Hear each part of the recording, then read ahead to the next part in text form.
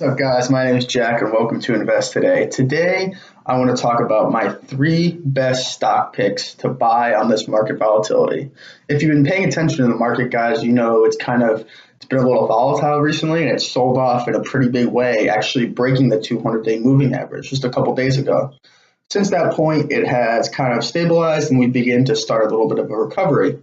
Now now the volatility behind us, I have three stocks that I really, really like, and I want to show you guys. I'll give you a brief overview now, and then we'll jump into those stocks, a little bit more detail afterwards. So my first stock is Facebook. Facebook, it's a company that's ready to pretty much explode to the upside over the long term. Take a look at some other videos, and I'll post some pop-ups right here to go take a look at some of the past videos because I've really, kind of gotten into the long-term bullish thesis on Facebook. It's a company that's just so well run and it's so ready to kind of, break out to the upside, over the long term. And I want to take a look. I'm going to show you guys the actual stock chart because that's what I'm most interested in. It's kind of has some bullish signals recently, and I believe it's really found its floor support. So we're going to go into that a little bit later. My second stock pick is Google. Google is a company that I just recently bought into for myself in my retirement account. It's a monster company with a very diverse revenue stream. It has high growth. It has Waymo, autonomous the cars, the driving program that they're running. They have YouTube, Google Pixel phone. That's having a great comeback. The Google Pixel, it was kind of down and out for a while, but it's beginning to really get a resurgence. They have the Home Hub, which is like a little weather and time display that they've been selling pretty well, on Amazon and platforms like that. And they have the Home Mini, which is like the competition for, Alexa, the Amazon Echo and all that stuff. And they're getting into that market. The Google ad space is exploding. You all know how I feel about the ad space online in the next, 1 to 5 years, and how that the bigger companies are now going to come in and stop spending so much on TV advertising. And Google, AdWords, Facebook, all those companies that have ads are going to just explode. And, you're not going to see these smaller businesses that are, being able to sell advertisements on these platforms because they're going to be bid out by the bigger companies. And then, the cost per ad is going to skyrocket. So that's what I believe. The third company that I want to talk about today is Goldman Sachs. Goldman Sachs has a blowout quarter. They just reported today, and they absolutely killed the numbers. We're going to take a look at their numbers in detail in a little bit, like I said. But this is really going to be a catalyst, I believe, to send the stock higher. It's been a stock that's been beaten down, beyond belief. I can't believe how low Goldman's gotten. So, thus they have a very, very, very insanely cheap valuation right now in this company. They have very diverse product sets, with Marcus and their CDs that they sell, as well as trading commissions. This market volatility, it only helps Goldman. So the more volatility that typically plays out in the market, it's a good sign to own the financials because they just benefit off all this market volatility. All right, guys, taking a look at the Facebook stock chart first, we see it's trading today, on a pretty big up day at $57.94, so pretty much $58. They have earnings coming up, which I believe they're actually going to surprise to the upside. A lot of people have had kind of downgraded their earnings after the last quarter, and it's been, as you can see, a steady, poor performer since the last quarter.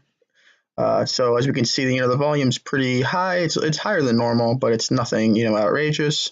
The momentum indicator is indicating, kind of flat, but it is trending towards the upside. So you can see that in the middle box, the red, that's getting progressively less and less, and it's about to cross over to the green.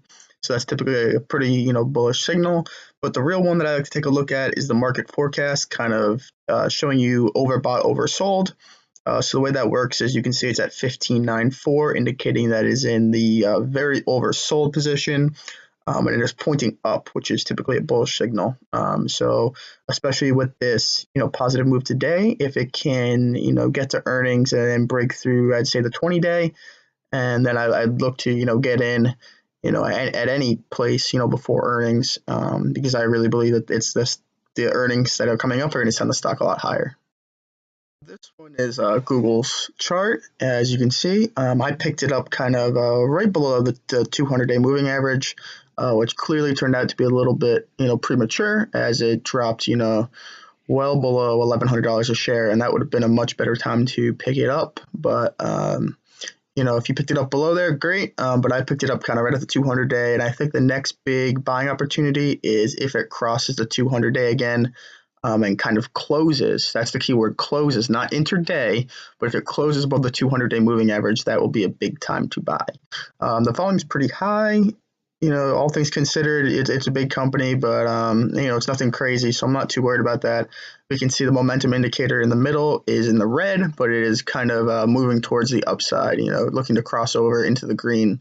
And the big one for me, as always, is the market forecast, which is the overbought, oversold indicator at the bottom. Again, 20 and under is oversold, 80 and above is typically overbought. So it is at 16, indicating that it is oversold, but it is pointing up. So that's like a bullish signal. That's kind of the best case scenario for this, and I'm really excited for this stock in the future.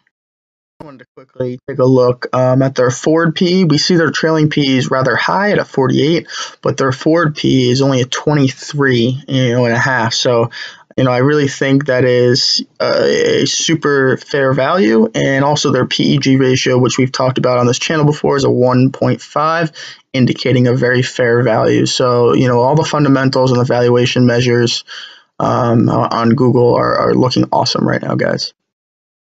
Right, here's the chart of Goldman Sachs. Goldman, it's been one of my most painful positions because, it's just gone down and never looked back. So, this company, it's been really beaten down, as you can see, by looking at, the stock performance and virtually all the metrics. And even when it had, positive green momentum in the middle section, it really didn't go up all that much. It had a little bit of a run, touched the 200-day, kind of right at the August 20 mark. And then it just, continued to plummet to reach 52-week lows, just a couple days ago. Now, they did report a monster quarter, an absolute monster quarter. They take a look at the numbers. They blew the numbers out of the water by virtually every metric, and this market volatility has only helped them. So one thing I want to point is that it's today it's, on the last couple of days, the down days, you want to compare the volume on the down days to the volume on the up days, and it's pretty clear to see that generally the volume, at least today and a couple other days, when it is positive, that they have more volume than on the down days. So that's a bullish signal. As you can see, the momentum indicator is about to, cross over to the green, hopefully in the next couple of days, but it's definitely receding. That's undeniable. And again, like all the others, the market forecast overbought, oversold indicates a very strong oversold position with it pointing upwards. So that is a bullish signal, signaling that it's, pretty much all the way oversold, and now it's looking to reverse trend and, break out to the upside, guys. Right, guys, this is really what I wanted to kind of point your attention to. I want you guys to take a look at the forward PE of Goldman Sachs and the PEG ratio, and it is almost laughable. I mean, it would take you quite a while if I challenge you guys to find a stock with a lower forward PE than Goldman Sachs that is, as valuable and, great of a company as Goldman is, and as well as the PEG ratio. So, I mean, both of them are expressing a PE ratio of 8 is ridiculous when considering the S&P 500 is around 25, and the PEG ratio, and that's ridiculous. It's very hard to find a company under 0.5, especially, when considering the size of Goldman Sachs, like 0.28 is absolutely unheard of. So you can, really pick up Goldman at such a discount. And the 52-week change, it's down 11% this year, and it's not going to stay down long, guys. So I really would recommend picking up Goldman, especially with this market volatility and this sort of, late cycle talk that people, are worried about, and the Fed hiking interest rates. I really would pick up Goldman. That's honestly the number one stock that I would add to right now. I will be looking to add to it, in the near future, and especially at 52-week lows. Once it finds a little bit of support, I would look to add to the position. Thank you, guys. That's all I have for today. Please click the subscribe button. Throw me a like, throw me a comment. What did you think? Are you in any of these stocks? Where do you think these stocks are going in the future? Thank you, guys, and I'll see you next time.